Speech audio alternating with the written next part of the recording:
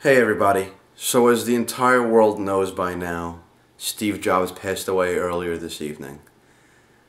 As somebody who has been in tech for the better part of 2 decades, who lives and breathes it, who made the transition from Windows to Mac and Apple with a 27-inch iMac, a 15-inch MacBook Pro, a 1 terabyte time capsule, an iPhone 4, an iPad 2, I just really wanted to take a minute, not that they'll see it, but to express my condolences to his family and just let everybody else know what a big deal this really is. From his garage in 1976 with Steve Wozniak to his ousting after the fallout with John Scully to his return in 1997, the iPod, the iPhone, the iPad, all the things he's created are just examples of vision beyond vision. What he's made is incredible. His mentality, his attitude, also incredible.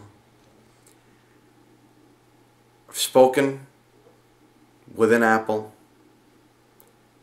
The culture there will prevail and persist even in his absence. It has. He's been gone since January. He showed up for iPad 2 announcement in March. He showed up for WWDC in June. He relinquished command officially on August 24th of this year. Tim Cook has been in place, officially or unofficially, since January of this year. And Apple's done an amazing job even in Steve's absence. Granted, I'm sure nothing really went on without his say-so or his approval. But nonetheless, day-to-day operations, he wasn't there. The culture of Steve Jobs doesn't belong to Steve Jobs alone. It's something that he's instilled in his people. It's a culture he's grown throughout the company. And it's a culture and a vision that's shared by everybody who wears the Apple badge. Everybody at one infinite loop is, to some degree, Steve Jobs. They share his line of thinking, his excitement for the company and products, his need to do well for everybody around them. Now, I was a Windows user for a long time. You've heard me scream and yell about fanboys. For 20 years, I stuck by Windows up until the iPhone, and it seemed cool, and I figured I'd check it out. But up until a year before iPhone, I'd tell my friends to get that Apple stuff away from me. I'm not interested. And then I swung the other direction. Windows Vista helped start the momentum. The iPhone helped carry it the rest of the way, and my first MacBook Pro sealed the deal. And I've never looked back. I couldn't be happier. I've had my share of complaints about them, just like any company. I'm not a big fan of Lion. I've had my issues. You've heard me talk about the time capsule. So they are not infallible. They are not without flaw, as nobody or nothing is. That aside, I've never seen such excitement and devotion to the products and the cause and the customers like you'd see with Steve. Their stock jumped up when he came out on stage for iPad 2, or was it WWDC? One of the two. Within 30 seconds of him coming up on stage. There was a certain shared experience by everybody who watched him speak. He genuinely cared. He genuinely was not interested in fighting battles, siding in the Mac PC war, the religious war that it's become. It's never what he's been about. When asked by Walt Mossberg how he felt about losing the PC desktop war to Microsoft, he said, "We never saw it as a war. That's probably why we lost." It just goes to show that his vision was focused, laser beam focused. I've heard nightmares about what he was like, nightmare stories about what it was like to work for him, because he was a perfectionist, and he wanted what he wanted, and he accepted no less.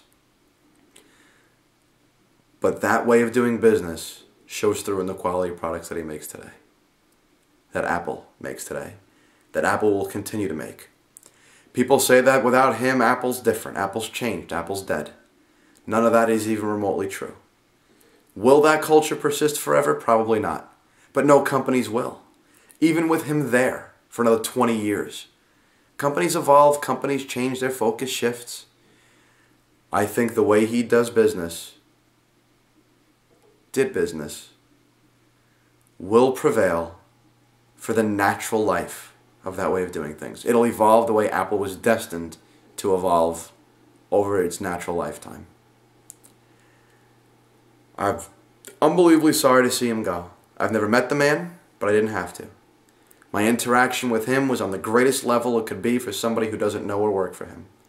I followed him, I've read about him, I've emailed him, I've used his products, I've watched everything he's ever said and done. From his 2005 Stanford commencement speech, which is incredible, and I suggest you watch it, by the way. As somebody who's had no direct interaction with him, I've had as much indirect interaction as possible. He's changed the way I think about doing business.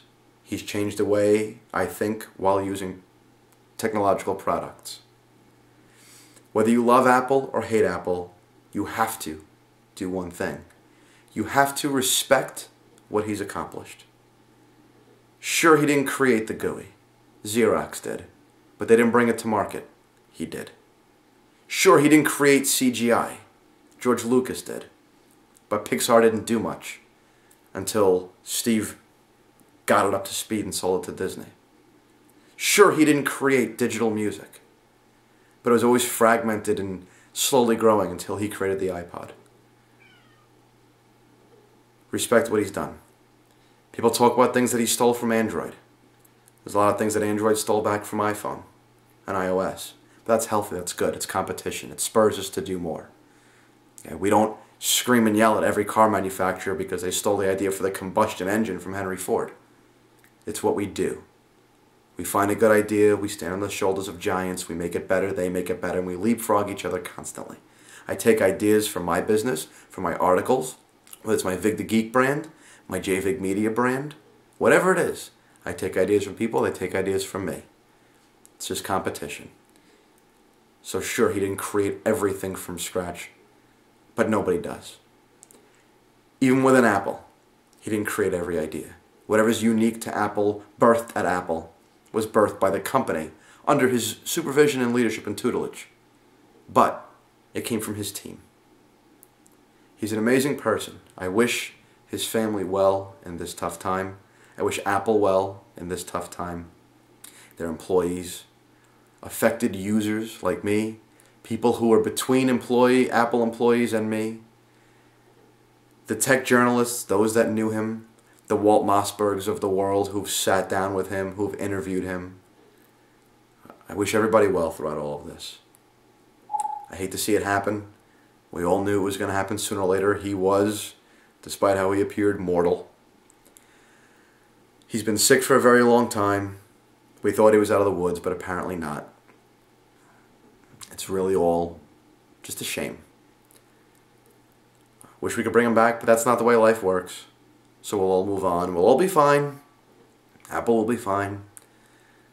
But it's a hurdle for those of us that don't just do this for a living, don't just do this for a paycheck, but love it. Truly, truly love it, are moved by it, are passionate about it. I love all things technology. If it's got keys, buttons, lights, blinks, beeps, makes noise, or has a screen, or otherwise is interactive because it's plugged into a wall, I am in love with it. And it moves me. He's moved me. And other visionaries like him move me. Tim Cook, as Robert Scoble said earlier, we all owe you a gigantic apology. We got on your case. We talked about how you're no Steve. I made a comment that despite the fact that I was looking at Tim Cook for the keynote, in my head I heard Steve Jobs. We all said you'd never measure up. You are an enormous man for doing what you did at the keynote yesterday. An enormous man. We wanted to know, where was Facebook and all of this? Where were these new apps? Where was everything that we had heard about and talked about? Why was there just the 4S? Where was the 5? Where was all these things? And we faulted you for it.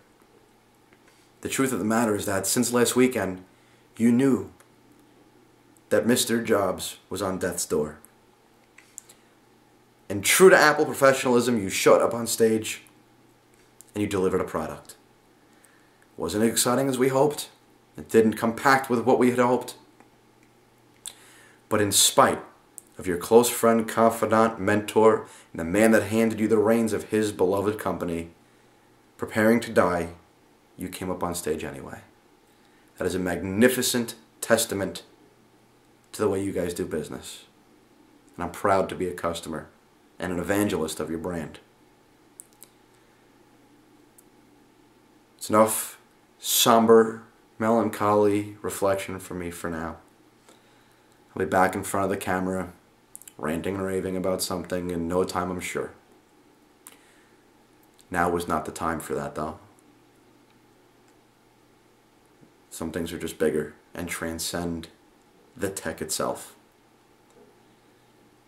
Steve, I can only imagine that from wherever you are, you're at peace, you're at rest, you're no longer suffering or in pain. I can only hope and imagine that it's better for you, wherever you are. You'll be missed and thought of down here by your friends, your family, your customers, your biggest cheerleaders. You'll be thought of often.